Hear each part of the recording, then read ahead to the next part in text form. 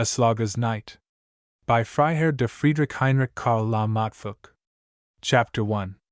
Many years ago there lived in the island of Funen a noble knight, called Frode, the friend of the Skalds, who was so named because he not only offered free hospitality in his fair castle to every renowned and noble bard, but likewise strove with all his might to discover those ancient songs, and tales, and legends which, in runic writings or elsewhere, were still to be found. He had even made some voyages to Iceland in search of them, and had fought many a hard battle with the pirates of those seas, for he was also a right valiant knight, and he followed his great ancestors not only in their love of song, but also in their bold deeds of arms. Although he was still scarcely beyond the prime of youth, yet all the other nobles in the island willingly submitted themselves to him, whether in council or in war. Nay, his renown had even been carried ere now over the sea to the neighboring land of Germany. One bright autumn evening this honor-loving knight sat before his castle, as he was often wont to do, that he might look far and wide over land and sea, and that he might invite any travelers who were passing by, as was his custom, to share in his noble hospitality. But on this day he saw little of all that he was accustomed to look upon, for on his knees there lay an ancient book with skillfully and richly painted characters, which a learned Icelander had just sent to him across the sea.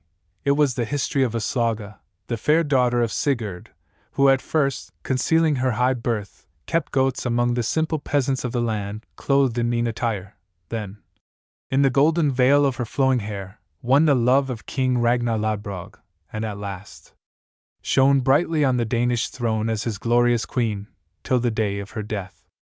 To the knight Frode it seemed as though the gracious Lady Aslauga rose in life and birth before him, so that his calm and steadfast heart, true indeed to lady's service, but never yet devoted to one particular female image, burst forth in a clear flame of love for the fair daughter of Sigurd. What matters it, thought he to himself, that it is more than 100 years since she disappeared from earth? She sees so clearly into this heart of mine, and what more can a knight desire? Wherefore she shall henceforth be my honored love, and shall inspire me in battle and in song. And therewith he sang a lay on his new love, which ran in the following manner. Such purpose may come to good, said a hollow voice near the knight, and when he looked round, he saw the form of a poor peasant woman, so closely wrapped in a grey mantle that he could not discern any part of her countenance. She looked over his shoulder on the book, and said, with a deep sigh, I know that story well, and it fares no better with me than with the princess of whom it tells. Frode looked at her with astonishment. Yes, yes, pursued she, with strange becks and nods. I am the descendant of the mighty Rolf, to whom the fairest castles and forests and fields of this island once belonged. Your castle and your domains, Frode, amongst others, were his. We are now cast down to poverty, and because I am not so fair as Aslauga there is no hope that my possessions will be restored to me, and therefore I am fain to veil my poor face from every eye. It seemed that she shed warm tears beneath her mantle. At this Frode was greatly moved, and begged her, for God's sake, to let him know how he could help her, for that he was a descendant of the famous northern heroes of the olden time, and perhaps yet something more than they, namely, a good Christian. I almost think, murmured she from beneath her covering, that you are that very Frode whom men call the good, and the friend of the Skalds, and of whose generosity and mildness such wonderful stories are told. If it be so, there may be help for me. You need only give up to me the half of your fields and meadows, and I should be in a condition to live in some measure such a life as befits the descendant of the mighty Rolf. Then Frode looked thoughtfully on the ground, partly because she had asked for so very much, partly, also, because he was considering whether she could really be descended from the powerful Rolf. But the veiled form said, after a pause, I must have been mistaken, and you are not indeed that renowned, gentle-hearted Frode, for how could he have doubted so long about such a trifle? But I will try the utmost means. See now! For the sake of the fair Aslauga, of whom you have both read and sang, for the sake of the honored daughter of Sigurd, grant my request. Then Frode started up eagerly and cried, Let it be as you have said, and gave her his knightly hand to confirm his words. But he could not grasp the hand of the peasant woman, although her dark form remained close before him. A secret shudder began to run through his limbs, while suddenly a light seemed to shine forth from the apparition, a golden light, in which she became wholly wrapped, so that he felt as though Aslauga stood before him in the flowing veil of her golden hair, and smiling graciously on him. Transported and dazzled, he sank on his knees. When he rose up once more, he only saw a cloudy mist of autumn spreading over the meadow, fringed at its edges with lingering evening lights, and then vanishing far over the waves.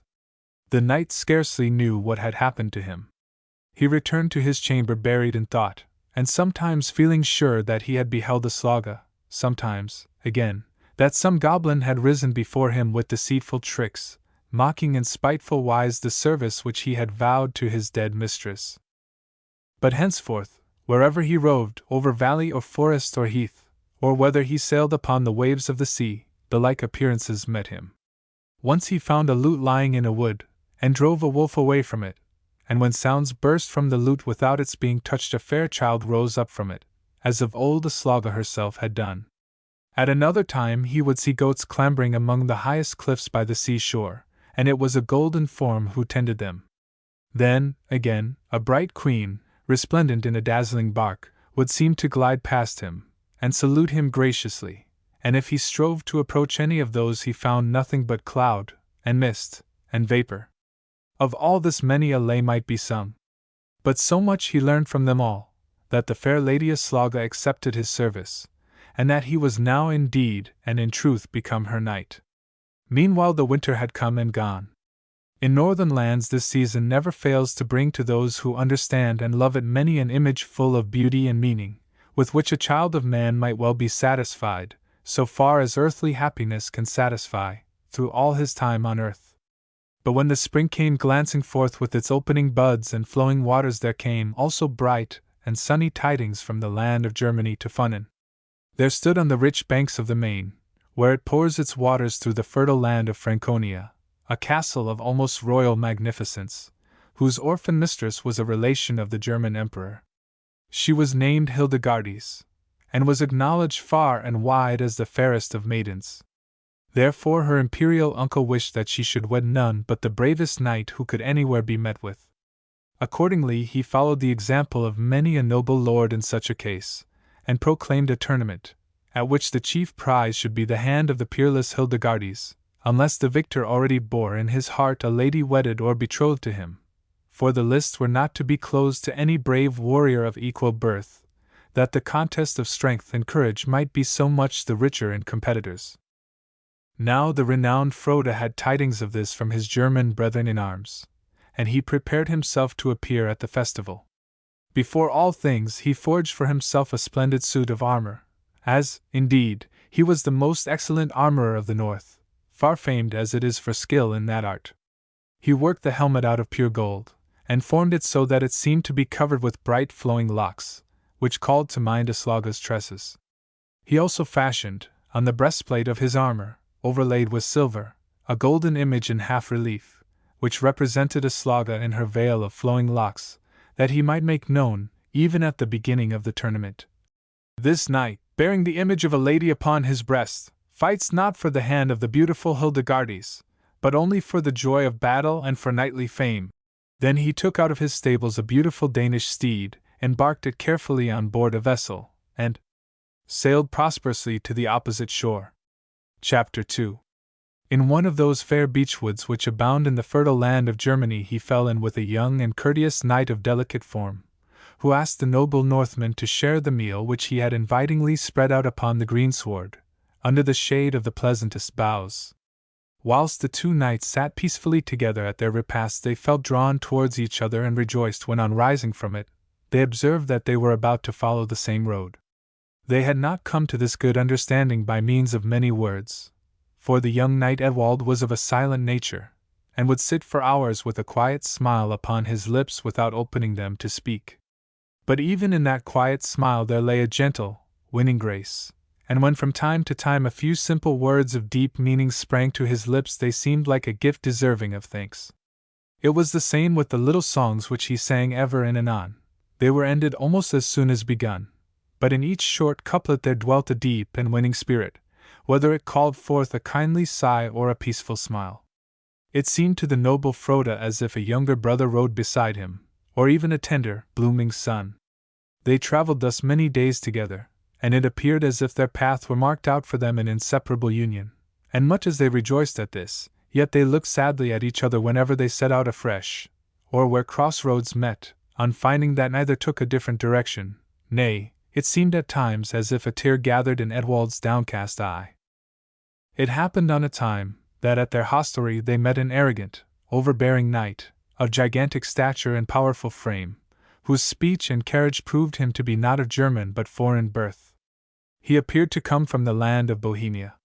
He cast a contemptuous smile on Frode, who, as usual, had opened the ancient book of Aslauga's history, and was attentively reading in it. "You must be a ghostly knight?" he said, inquiringly, and it appeared as if a whole train of unseemly jests were ready to follow. But Frode answered so firmly and seriously with a negative that the Bohemian stopped short suddenly, as when the beasts, after venturing to mock their king, the lion, are subdued to quietness by one glance of his eye. But not so easily was the Bohemian knight subdued, rather the more did he begin to mock young Edwald for his delicate form and for his silence, all which he bore for some time with great patience. But when at last the stranger used an unbecoming phrase, he arose, girded on his sword, and bowing gracefully, he said, "I thank you, Sir Knight, that you have given me this opportunity of proving that I am neither a slothful nor unpracticed knight, for only thus can your behavior be excused, which otherwise must be deemed most unmannerly. Are you ready?" With these words he moved towards the door. The Bohemian knight followed, smiling scornfully, while Frode was full of care for his young and slender companion, although his honor was so dear to him that he could in no way interpose. But it soon appeared how needless were the Northman's fears. With equal vigor and address did Edwald assault his gigantic adversary, so that to look upon, it was almost like one of those combats between a knight and some monster of the forest, of which ancient legends tell. The issue, too, was not unlike. While the Bohemian was collecting himself for a decisive stroke, Edwald rushed in upon him, and with the force of a wrestler, cast him to the ground. But he spared his conquered foe, helped him courteously to rise, and then turned to mount his own steed. Soon after he and Frode left the hostelry, and once more their journey led them on the same path as before. "From henceforth this gives me pleasure," said Frode, pointing with satisfaction to their common road. "I must own to you, Edgen." He had accustomed himself, in loving confidence, to call his young friend by that childlike name. "I must own to you that hitherto, when I have thought that you might perhaps be journeying with me to the tournament held in honor of the fair Hildegardes, a heaviness came over my heart. Your noble knightly spirit I well knew, but I feared lest the strength of your slender limbs might not be equal to it. Now I have learned to know you as a warrior who may long seek his match, and God be praised if we still hold on in the same path, and welcome our earliest meeting in the lists." But Edwald looked at him sorrowfully and said, "What can my skill and strength avail if they be tried against you, and for the greatest earthly prize, which one of us alone can win? Alas! I have long foreboded with a heavy heart the sad truth, that you also are journeying to the tournament of the fair Hildegardes." "Edgen," answered Frode, with a smile, "my gentle, loving youth, see you not that I already wear on my breastplate the image of a liege lady? I strive but for renown in arms, and not for your fair Hildegardes." "My fair Hildegardes," answered Edwald, with a sigh. "That she is not, nor ever will be, or should she, ah! Frode, it would pierce your heart. I know well the Northland faith is deep-rooted as your rocks, and hard to dissolve as their summits of snow, but let no man think that he can look unscathed into the eyes of Hildegardes. Has not she, the too haughty maiden, so bewitched my tranquil, lowly mind that I forget the gulf which lies between us, and still pursue her, and would rather perish than renounce the daring hope to win that eagle spirit for my own? I will help you to it, Edgen," answered Frode, smiling still. "Would that I knew how this all-conquering lady looks! She must resemble the Valkyrian of our heathen forefathers, since so many mighty warriors are overcome by her." Edwald solemnly drew forth a picture from beneath his breastplate, and held it before him. Fixed, and as if enchanted, Frode gazed upon it, with glowing cheeks and sparkling eyes, The smile passed away from his countenance, as the sunlight fades away from the meadows before the coming darkness of the storm. "See you not now, my noble comrade," whispered Edwald, "that for one of us two, or perhaps for both, the joy of life is gone?" "Not yet," replied Froda, with a powerful effort. "But hide your magic picture, and let us rest beneath this shade. You must be somewhat spent with your late encounter, and a strange weariness oppresses me with leaden weight." They dismounted from their steeds, and stretched themselves upon the ground. The noble Froda had no thought of sleep, but he wished to be undisturbed whilst he wrestled strongly with himself, and strove, if it might be, to drive from his mind that image of fearful beauty. It seemed as if this new influence had already become a part of his very life, and at last a restless dreamy sleep did indeed overshadow the exhausted warrior. He fancied himself engaged in combat with many knights, whilst Hildegardes looked on smiling from a richly adorned balcony, and just as he thought he had gained the victory the bleeding Edwald lay groaning beneath his horse's feet. Then again it seemed as if Hildegardes stood by his side in a church, and they were about to receive the marriage blessing. He knew well that this was not right, and the "yes" which he was to utter, he pressed back with resolute effort into his heart, and forthwith his eyes were moistened with burning tears. From yet stranger and more bewildering visions the voice of Edwald at last awoke him. He raised himself up, and heard his young companion saying courteously, as he looked towards a neighboring thicket, "Only return, noble maiden. I will surely help you if I can, and I had no wish to scare you away, but that the slumbers of my brother in arms might not be disturbed by you." A golden gleam shone through the branches as it vanished. "For heaven's sake, my faithful comrade," cried Froda, "to whom are you speaking, and who has been here by me?" "I cannot myself rightly understand," said Edwald. "Hardly had you dropped asleep when a figure came forth from the forest, closely wrapped in a dark mantle. At first I took her for a peasant. She seated herself at your head, and though I could see nothing of her countenance, I could well observe that she was sorely troubled, and even shedding tears. I made signs to her to depart, lest she should disturb your sleep, and would have offered her a piece of gold, supposing that poverty must be the cause of her deep distress. But my hand seemed powerless, and a shudder passed through me, as if I had entertained such a purpose towards a queen. Immediately glittering locks of gold waved here and there between the folds of her close-wrapped mantle, and the thicket began almost to shine in the light which they shed. 'Poor youth,' said she then, 'you love truly, and can well understand how a lofty woman's heart burns in keenest sorrow when a noble knight, who vowed himself to be her own, withdraws his heart, and, like a weak bondman, is led away to meaner hopes.' Hereupon she arose, and sighing, disappeared in yonder thicket. It almost seemed to me, Froda, as though she uttered your name." "Yes, it was me she named," answered Froda. "And not in vain she named me. Aslauga, thy knight comes, and enters the lists, and all for thee and thy reward alone. At the same time, my Edgin, we will win for you your haughty bride." With this he sprang upon his steed, full of the proud joy of former times, and when the magic of Hildegarde's beauty, dazzling and bewildering, would rise up before him, he said, smiling, "Aslauga!" and the sun of his inner life shone forth again cloudless and serene. Chapter 3.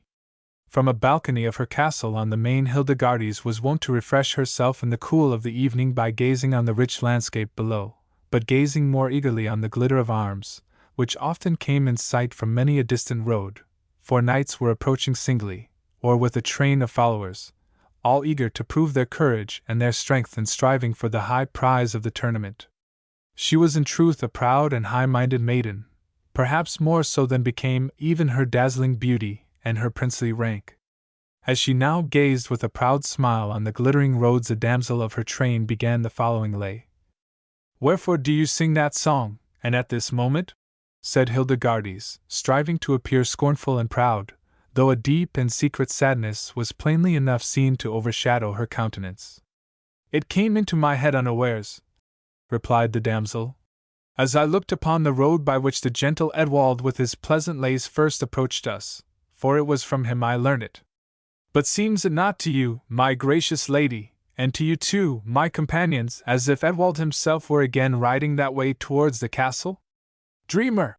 Said Hildegardes scornfully, and yet could not for some space withdraw her eyes from the knight, till at length, with an effort, she turned them on Froda, who rode beside him, saying, Yes, truly, that knight is Edwald, but what can you find to notice in the meek-spirited, silent boy? Here, fix your eyes, my maidens, on this majestic figure, if you would behold a knight indeed. She was silent. A voice within her, as though of prophecy, said, Now the victor of the tournament rides into the courtyard. And she, who had never feared the presence of any human being, now felt humbled, and almost painfully awed, when she beheld the northern knight. At the evening meal the two newly arrived knights were placed opposite to the royal Hildegardes. As Froda, after the northern fashion, remained in full armor, the golden image of Aslauga gleamed from his silver breastplate full before the eyes of the haughty lady. She smiled scornfully, as if conscious that it depended on her will to drive that image from the breast and from the heart of the stranger knight. Then suddenly a clear golden light passed through the hall, so that Hildegardes said, Oh, the keen lightning! And covered her eyes with both her hands. But Froda looked into the dazzling radiance with a joyful gaze of welcome. At this Hildegardes feared him yet more, though at the same time she thought, This loftiest and most mysterious of men must be born for me alone. Yet could she not forbear, almost against her will, to look from time to time in friendly tenderness on the poor Edwald, who sat there silent, and with a sweet smile seemed to pity and to mock his own suffering and his own vain hopes. When the two knights were alone in their sleeping chamber, Edwald looked for a long time in silence into the dewy, balmy night. Then he sang to his lute. But Froda took the lute from his hands and said, No, Edgen, I will teach you another song. Listen!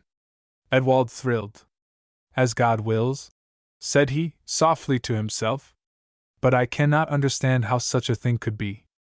As God wills? Repeated Froda. The two friends embraced each other, and soon after fell into a peaceful slumber. Some days afterwards Froda sat in a secluded bower of the castle garden, and was reading in the ancient book of his lovely mistress Aslauga. It happened at that very time that Hildegardes passed by. She stood still, and said thoughtfully, Strange union that you are of knight and sage, how comes it that you bring forth so little out of the deep treasures of your knowledge? And yet I think you must have many a choice history at your command, even such as that which now lies open before you, for I see rich and bright pictures of knights and ladies painted amongst the letters. It is, indeed, the most surpassing and enchanting history in all the world, said Froda. But you have neither patience nor thoughtfulness to listen to our wonderful legends of the North. Why think you so? Answered Hildegardes, with that pride which she rejoiced to display towards Froda, when she could find courage to do so, and placing herself on a stone seat opposite, she commanded him at once to read something to her out of that fair book. Froda began, and in the very effort which he made to change the old heroic speech of Iceland into the German tongue, his heart and mind were stirred more fervently and solemnly. As he looked up from time to time, he beheld the countenance of Hildegardes beaming in ever-growing beauty with joy, wonder, and interest, and the thought passed through his mind whether this could indeed be his destined bride, to whom Aslauga herself was guiding him. Then suddenly the characters became strangely confused. It seemed as if the pictures began to move, so that he was obliged to stop. While he fixed his eyes with a strong effort upon the book, endeavoring to drive away this strange confusion, he heard a well-known sweetly solemn voice, which said, Leave a little space for me, fair lady. The history which that knight is reading to you relates to me, and I hear it gladly. Before the eyes of Froda, as he raised them from his book, sat Aslauga in all the glory of her flowing golden locks beside Hildegardes, on the seat. With tears of affright in her eyes, the maiden sank back and fainted. Solemnly, yet graciously, Aslauga warned her knight with a motion of her fair right hand, and vanished. What have I done to you? Said Hildegardes when recovered from her swoon by his care. What have I done to you, evil-minded knight, that you call up your northern spectres before me, and well-nigh destroy me through terror of your magic arts? Lady, answered Froda, may God help me, as I have not called hither the wondrous lady who but now appeared to us. But now her will is known to me, and I commend you to God's keeping." With that he walked thoughtfully out of the bower. Hildegardes fled in terror from the gloomy shade, and rushing out on the opposite side, reached a fair open grass plot, where Edwald, in the soft glow of twilight, was gathering flowers, and meeting her with a courteous smile, offered her a nosegay of narcissus and pansies. Chapter 4. At length the day fixed for the tournament arrived, and a distinguished noble, appointed by the German Emperor, arranged all things in the most magnificent and sumptuous guise for the solemn festival. The field of combat opened wide, and fair, and level, thickly strewn with the finest sand, so that both man and horse might find sure footing, and, like a pure field of snow, it shone forth from the midst of the flowery plain. Rich hangings of silk from Arabia, curiously embroidered with Indian gold, adorned with their various colors the lists enclosing the space, and hung from the lofty galleries which had been erected for the ladies and the nobles who were to behold the combat. At the upper end, under a canopy of majestic arches richly wrought in gold, was the place of the Lady Hildegardes. Green wreaths and garlands waved gracefully between the glittering pillars in the soft breezes of July. And with impatient eyes the multitude, who crowded beyond the lists, gazed upwards, expecting the appearance of the fairest maiden of Germany, and were only at times drawn to another part by the stately approach of the combatants. Oh, how many a bright suit of armor, many a silken richly embroidered mantle, how many a lofty waving plume was here to be seen! The splendid troop of knights moved within the lists, greeting and conversing with each other, as a bed of flowers stirred by a breath of wind. But the flower stems had grown to lofty trees, the yellow and white flower leaves had changed to gold and silver, and the dewdrops to pearls and diamonds. For whatever was most fair and costly, most varied and full of meaning, had these noble knights collected in honor of this day. Many an eye was turned on Frode, who, without scarf, plume, or mantle, with his shining silver breastplate, on which appeared the golden image of Aslauga, and with his well-wrought helmet of golden locks, shone, in the midst of the crowd, like polished brass. Others, again, there were, who took pleasure in looking at the young Edwald.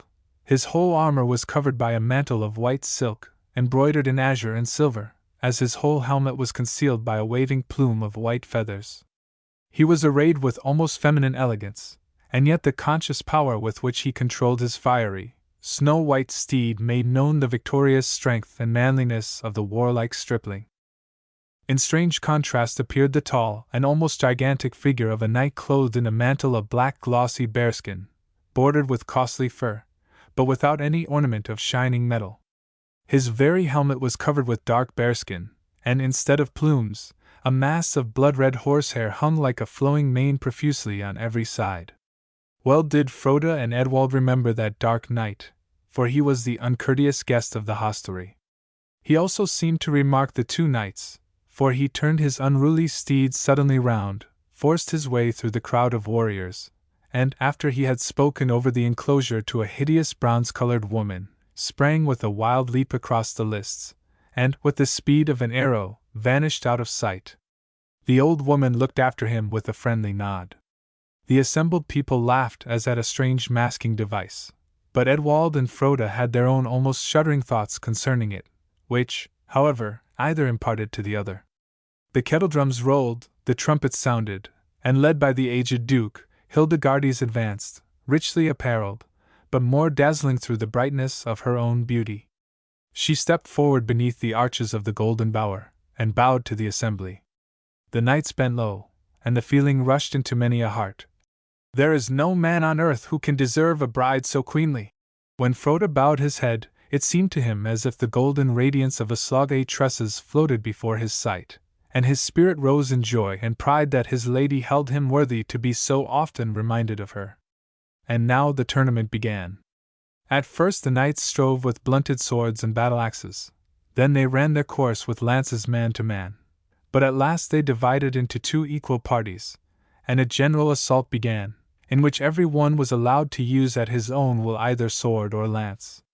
Frode and Edwald equally surpassed their antagonists, as, measuring each his own strength and that of his friend, they had foreseen.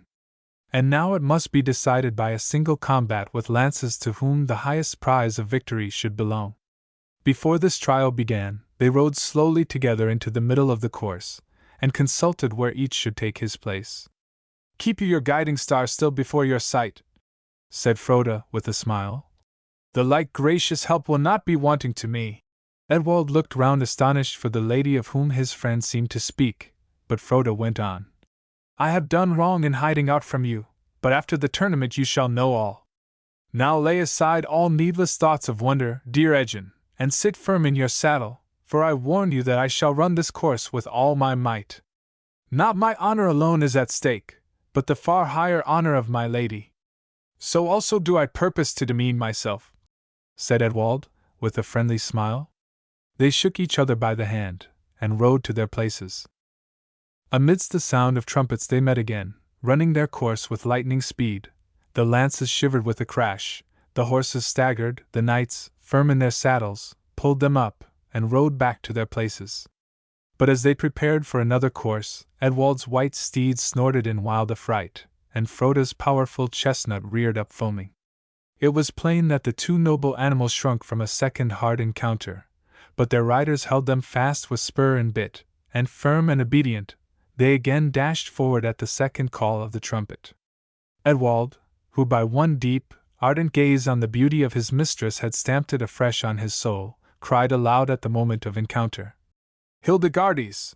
And so mightily did his lance strike his valiant adversary, that Froda sank backwards on his steed, with difficulty keeping his seat in his saddle, or holding firm in his stirrups, whilst Edwald flew by unshaken, lowered his spear to salute Hildegardes as he passed her bower, and then, amidst the loud applause of the multitude, rushed to his place, ready for the third course.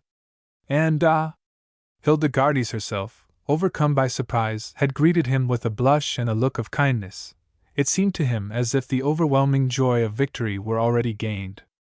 But it was not so, for the valiant Froda, burning with noble shame, had again tamed his affrighted steed, and chastising him sharply with the spur for his share in this mischance, said in a low voice, "Beautiful and beloved lady, show thyself to me, the honor of thy name is at stake." To every other eye it seemed as if a golden rosy-tinted summer's cloud was passing over the deep blue sky, but Froda beheld the heavenly countenance of his lady, felt the waving of her golden tresses, and cried, "Aslauga!" The two rushed together, and Edwald was hurled from his saddle far upon the dusty plain.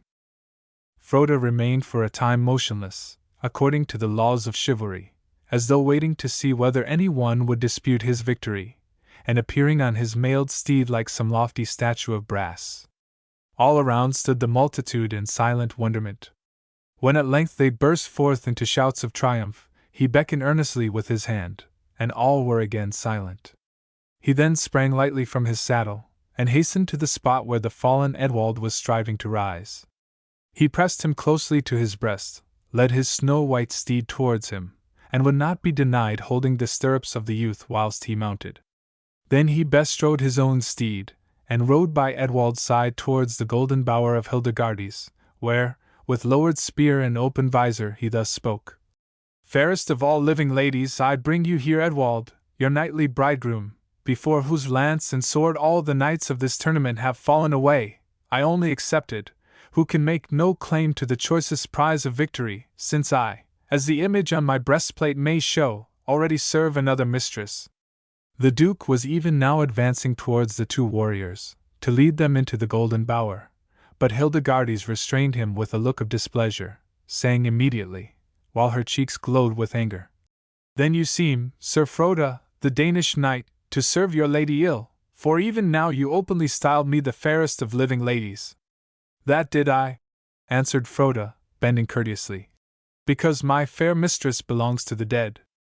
A slight shudder passed at these words through the assembly, and through the heart of Hildegardes, but soon the anger of the maiden blazed forth again, and the more because the most wonderful and excellent knight she knew had scorned her for the sake of a dead mistress. "I make known to all," she said with solemn earnestness, "that according to the just decree of my imperial uncle, this hand can never belong to a vanquished knight, however noble and honorable he may otherwise have proved himself. As the conqueror of this tournament, therefore, is bound to another service, this combat concerns me not, and I depart hence as I came, a free and unbetrothed maiden." The Duke seemed about to reply, but she turned haughtily away, and left the bower. Suddenly a gust of wind shook the green wreaths and garlands, and they fell untwined and rustling behind her. In this the people, displeased with the pride of Hildegardes, thought they beheld an omen of punishment, and with jeering words noticed it as they departed. Chapter 5. The two knights had returned to their apartments in deep silence. When they arrived there, Edwald caused himself to be disarmed, and laid every piece of his fair shining armor together with a kind of tender care, almost as if he were burying the corpse of a beloved friend. Then he beckoned to his squires to leave the chamber, took his lute on his arm, and sang the following song to its notes. "You will stir up my anger against your lute," said Froda. "You had accustomed it to more joyful songs than this. It is too good for a passing bell, and you too good to toll it. I tell you yet, my young hero, all will end gloriously." Edwald looked a while with wonder in his face, and he answered kindly, "Beloved Froda, if it displeases you, I will surely sing no more." But at the same time he struck a few sad chords, which sounded infinitely sweet and tender. Then the Northern Knight, much moved, clasped him in his arms, and said, "Dear Edgin, sing and say and do whatever pleases you, it shall ever rejoice me. But you may well believe me, for I speak not this without a spirit of presage, your sorrow shall change, whether to death or life I know not, but great and overpowering joy awaits you." Edwald rose firmly and cheerfully from his seat, seized his companion's arm with a strong grasp, and walked forth with him through the blooming alleys of the garden into the balmy air.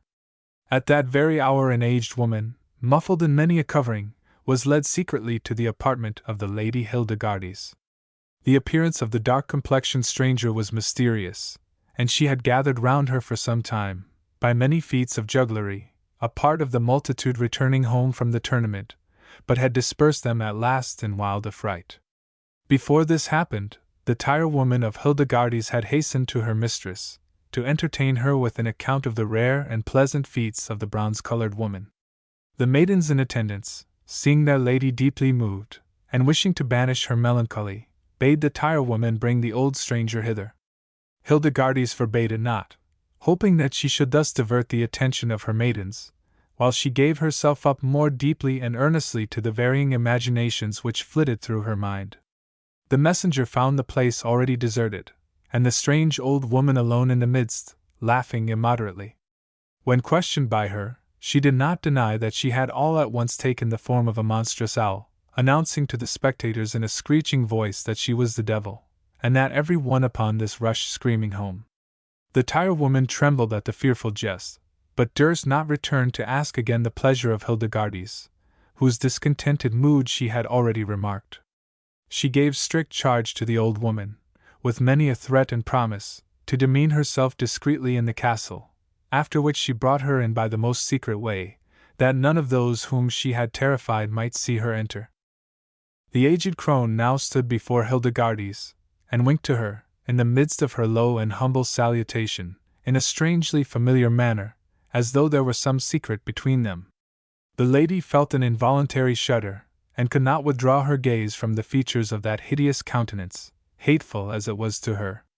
The curiosity which had led the rest to desire a sight of the strange woman was by no means gratified, for she performed none but the most common tricks of jugglery, and related only well-known tales, so that the tirewoman felt wearied and indifferent, and, ashamed of having brought the stranger, she stole away unnoticed.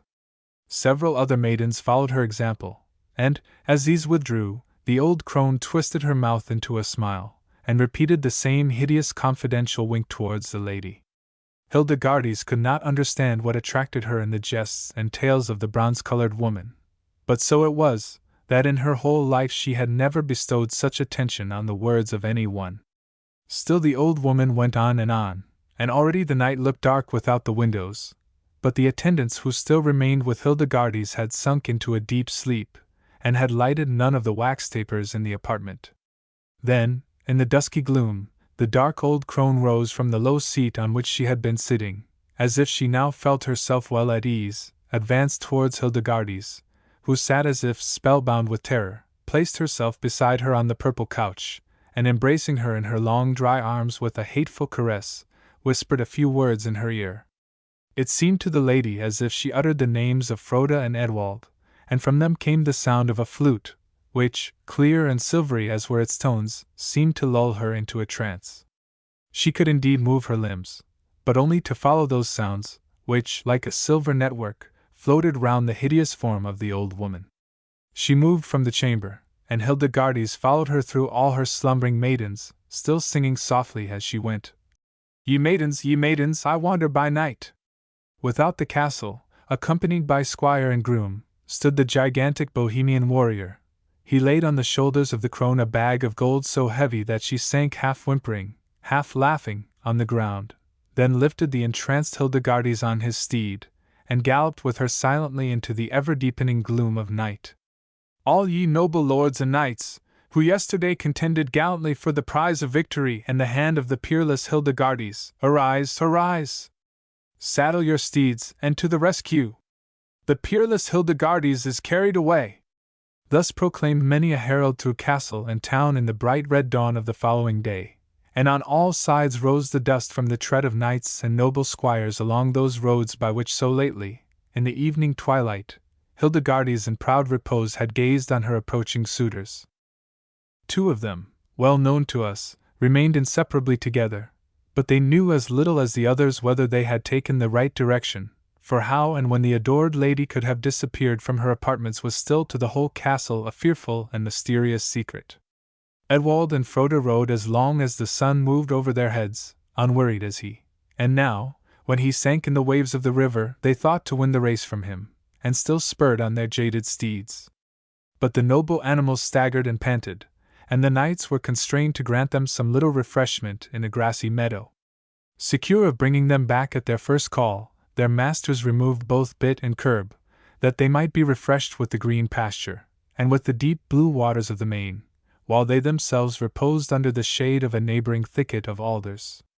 And deep in the cool, dark shade, there shone, as it were, a mild but clear sparkling light, and checked the speech of Froda, who at that moment was beginning to tell his friend the tale of his nightly service to his sovereign lady, which had been delayed hitherto, first by Edwald's sadness, and then by the haste of their journey. Ah, well did Froda know that lovely golden light. Let us follow it, Edgen, said he in a low tone, and leave the horses a while to their pasture. Edwald in silence followed his companion's advice. A secret voice, half sweet, half fearful, seemed to tell him that here was the path, the only right path to Hildegardes. Once only he said in astonishment, Never before have I seen the evening glow shine on the leaves so brightly. Froda shook his head with a smile, and they pursued in silence their unknown track. When they came forth on the other side of the alder thicket upon the bank of the Main, which almost wound round it, Edwald saw well that another glow than that of evening was shining on them, for dark clouds of night already covered the heavens, and the guiding light stood fixed on the shore of the river. It lit up the waves, so that they could see a high woody island in the midst of the stream, and a boat on the hither side of the shore fast bound to a stake. But on approaching, the knights saw much more. A troop of horsemen of strange and foreign appearance were all asleep, and in the midst of them, slumbering on cushions, a female form in white garments. Hildegardes! Murmured Edwald to himself, with a smile, and at the same time he drew his sword in readiness for the combat as soon as the robbers should awake, and beckoned to Froda to raise the sleeping lady, and convey her to a place of safety. But at this moment something like an owl passed whizzing over the dark squadron, and they all started up with clattering arms and hideous outcries. A wild, unequal combat arose in the darkness of night, for that beaming light had disappeared. Frida and Edwald were driven asunder, and only at a distance heard each other's mighty war-cry. Hildegardes, startled from her magic sleep, uncertain whether she were waking or dreaming, fled bewildered and weeping bitterly into the deep shades of the alder thicket. Chapter 6. Froda felt his arm grow weary, and the warm blood was flowing from 2 wounds in his shoulder. He wished so to lie down in death that he might rise up with honor from his bloody grave to the exalted lady whom he served. He cast his shield behind him, grasped his sword hilt with both hands, and rushed wildly, with a loud war-cry, upon the affrighted foe. Instantly he heard some voices cry, "It is the rage of the northern heroes which has come upon him." and the whole troop were scattered in dismay, while the exhausted knight remained wounded and alone in the darkness. Then the golden hair of Aslauga gleamed once more in the alder shade, and Frode said, leaning, through weariness, on his sword, I think not that I am wounded to death, but whenever that time shall come, O beloved lady, wilt thou not indeed appear to me in all thy loveliness and brightness? A soft yes breathed against his cheek, and the golden light vanished. But now Hildegardes came forth from the thicket, half fainting with terror, and said feebly, Within is the fair and frightful spectre of the north, without is the battle. O merciful heaven! Whither shall I go? Then Frode approached to soothe the affrighted one, to speak some words of comfort to her, and to inquire after Edwald. But wild shouts and the rattling of armor announced the return of the Bohemian warriors. With haste Frode led the maiden to the boat, pushed off from the shore, and rowed her with the last effort of his failing strength towards the island which he had observed in the midst of the stream. But the pursuers had already kindled torches, and waved them sparkling here and there. By this light they soon discovered the boat. They saw that the dreaded Danish knight was bleeding, and gained fresh courage for their pursuit.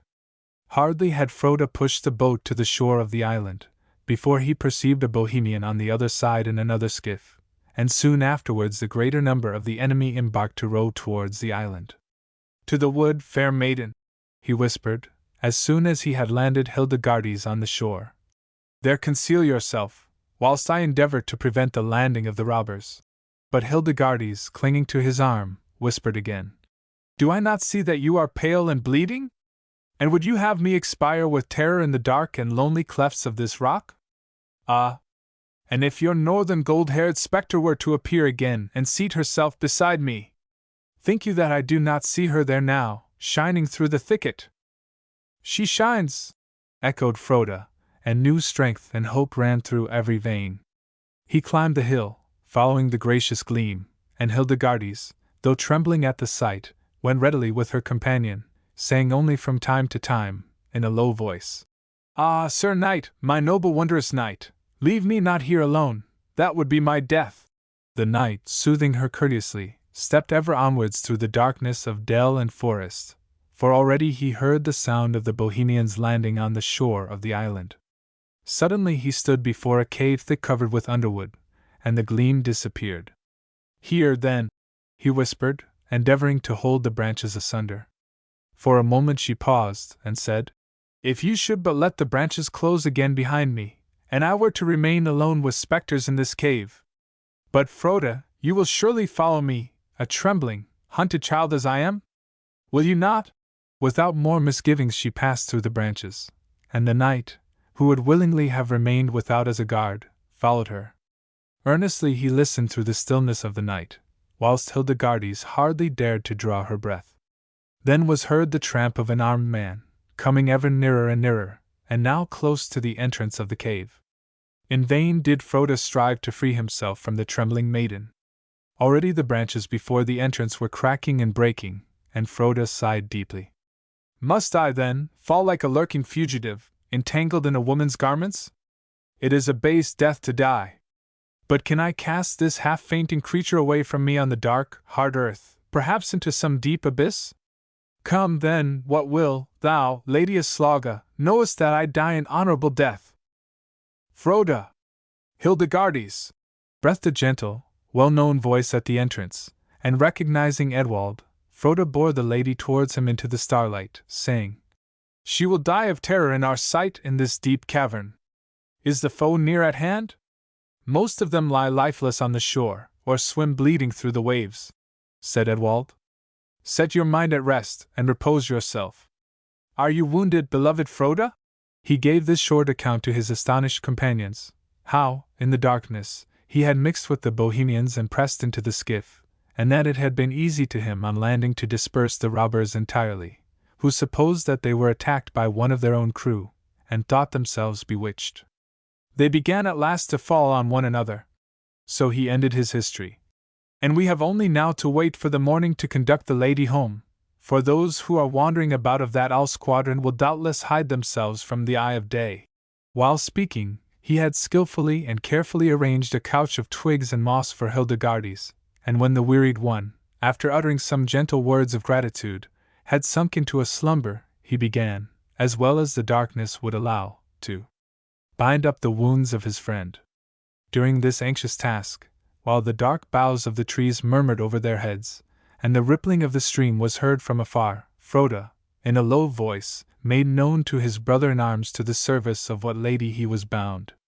Edwald listened with deep attention, but at last he said tenderly, "Trust me, the noble Princess Aslauga will not resent it, if you pledge yourself to this earthly beauty in faithful love. Ah! Even now doubtless you are sinning in the dreams of Hildegardes, richly gifted and happy knight. I will not stand in your way with my vain wishes. I see now clearly that she can never, never love me. Therefore I will this very day hasten to the war which so many valiant knights of Germany are waging in the heathen land of Prussia, and the black cross, which distinguishes them for warriors of the Church, I will lay as the best balm on my throbbing heart. Take then, dear Frode, that fair hand which you have won in battle, and live henceforth a life of surpassing happiness and joy." "Edwald," said Frode, gravely, "this is the first time that I ever heard one word from your lips which a true knight could not fulfill. Do as it pleases you towards the fair and haughty Hildegardes, but Aslauga remains my mistress ever, and no other do I desire in life or death." The youth was startled by these stern words, and made no reply. Both, without saying more to each other, watched through the night in solemn thought. The next morning, when the rising sun shone brightly over the flowery plains around the castle of Hildegardes, the watchman on the tower blew a joyful blast from his horn, for his keen eye had distinguished far in the distance his fair lady, who was riding from the forest between her two deliverers, and from castle, town, and hamlet, came forth many a rejoicing train to assure themselves with their own eyes of the happy news. Hildegardes turned to Edwald with eyes sparkling through tears, and said, "Were it not for you, young knight, they might have sought long and vainly before they found the lost maiden or the noble Frode, who would now be lying in that dark cavern a bleeding and lifeless corpse." Edwald bowed lowly in reply, but persevered in his wonted silence. It even seemed as though an unusual grief restrained the smile which erewhile answered so readily, in childlike sweetness, to every friendly word. The noble guardian of Hildegardes had, in the overflowing joy of his heart, prepared a sumptuous banquet, and invited all the knights and ladies present to attend it. Whilst Frode and Edwald, in all the brightness of their glory, were ascending the steps in the train of their rescued lady, Edwald said to his friend, "Noble, steadfast knight, you can never love me more." And as Frode looked in astonishment, he continued, "Thus it is when children presume to counsel heroes, however well they may mean it. Now have I offended grievously against you, and yet more against the noble lady Aslauga. Because you would have plucked every flower of your own garden to gladden me with them?" said Frode. "No, you are my gentle brother-in-arms now, as heretofore, dear Edgin, and are perhaps become yet dearer to me." Then Edwald smiled again in silent contentment, like a flower after the morning showers of May. The eyes of Hildegardes glanced mildly and kindly on him, and she often conversed graciously with him, while, on the other hand, since yesterday, a reverential awe seemed to separate her from Frode.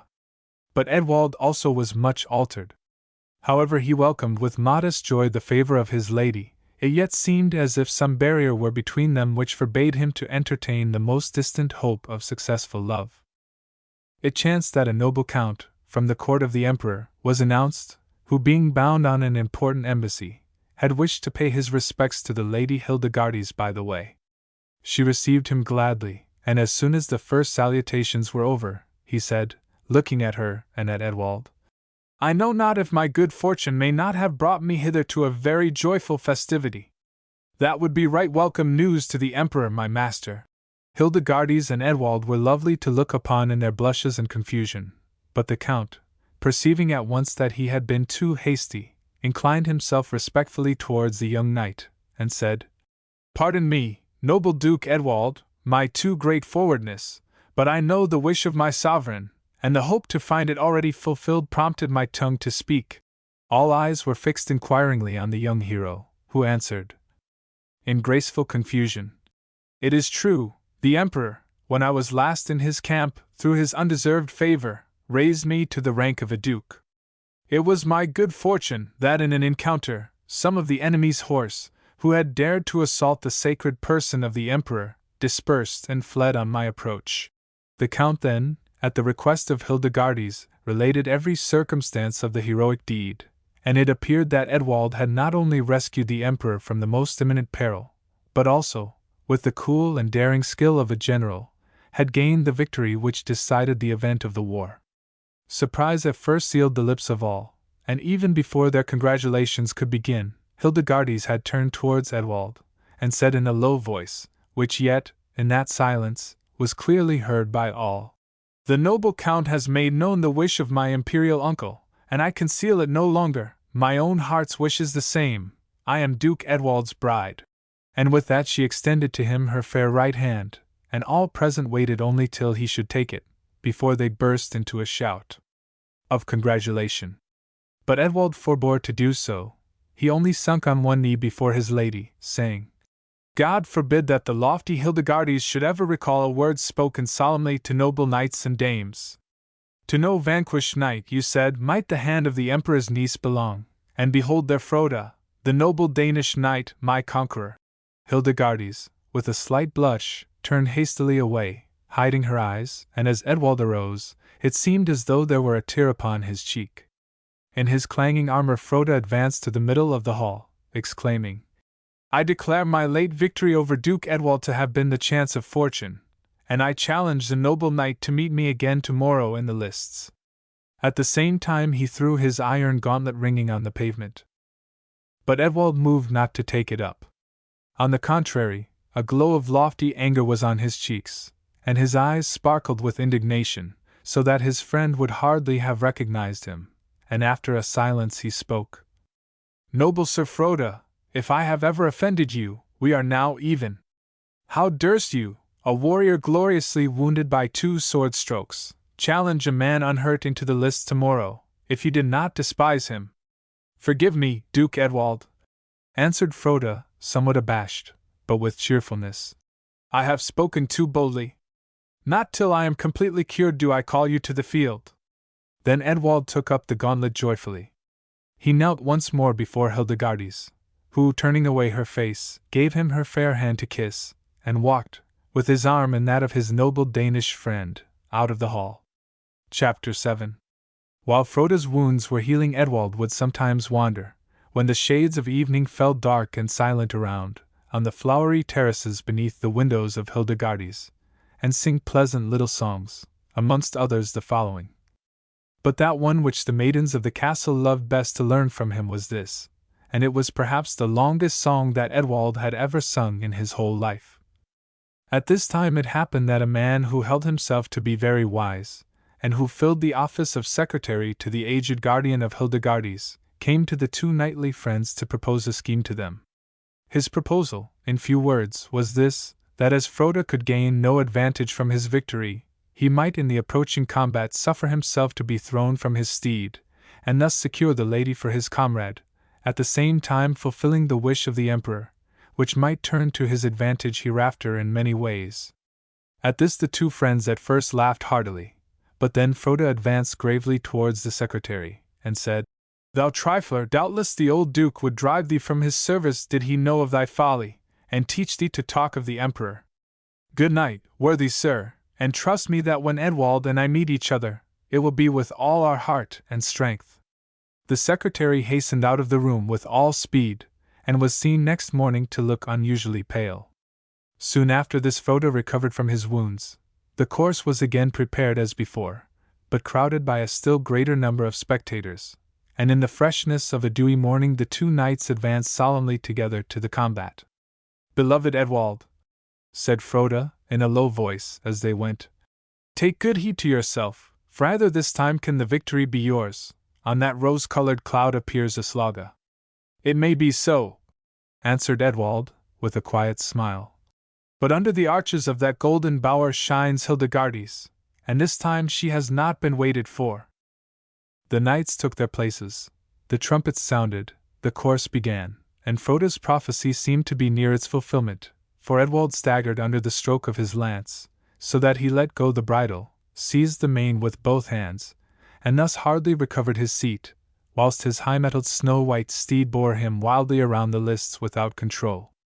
Hildegardes also seemed to shrink at this sight, but the youth at length reined in his steed, and the second course was run.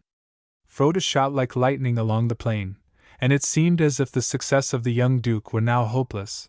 But in the shock of their meeting, the bold Danish steed reared, starting aside as if in fear. The rider staggered, his stroke passed harmless by, and both steed and knight fell clanging to the ground before the steadfast spear of Edwald, and lay motionless upon the field.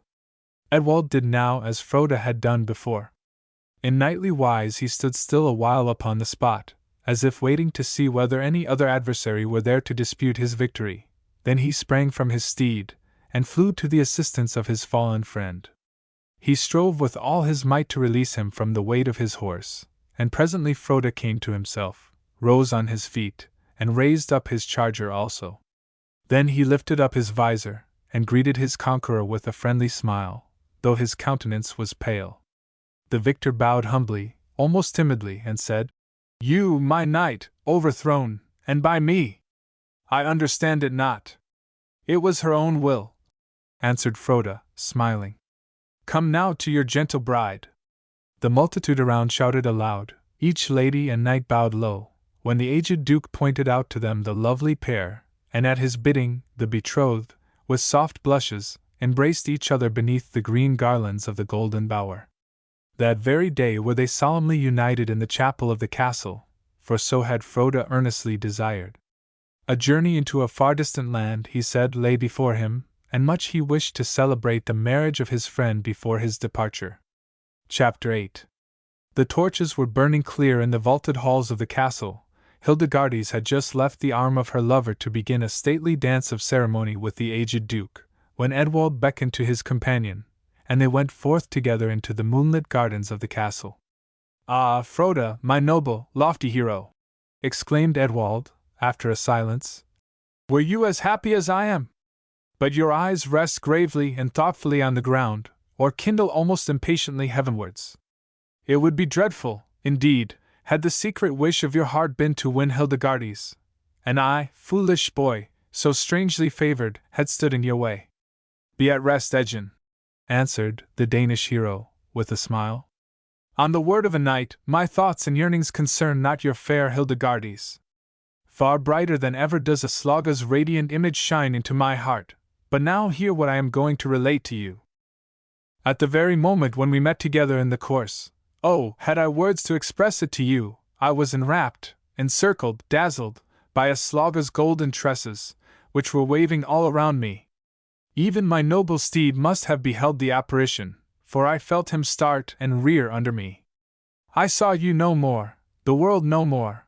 I saw only the angel face of Aslauga close before me, smiling, blooming like a flower in a sea of sunshine which floated round her. My senses failed me. Not till you raised me from beneath my horse did my consciousness return, and then I knew, with exceeding joy, that her own gracious pleasure had struck me down.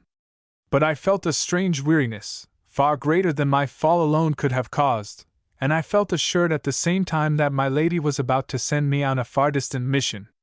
I hastened to repose myself in my chamber, and a deep sleep immediately fell upon me.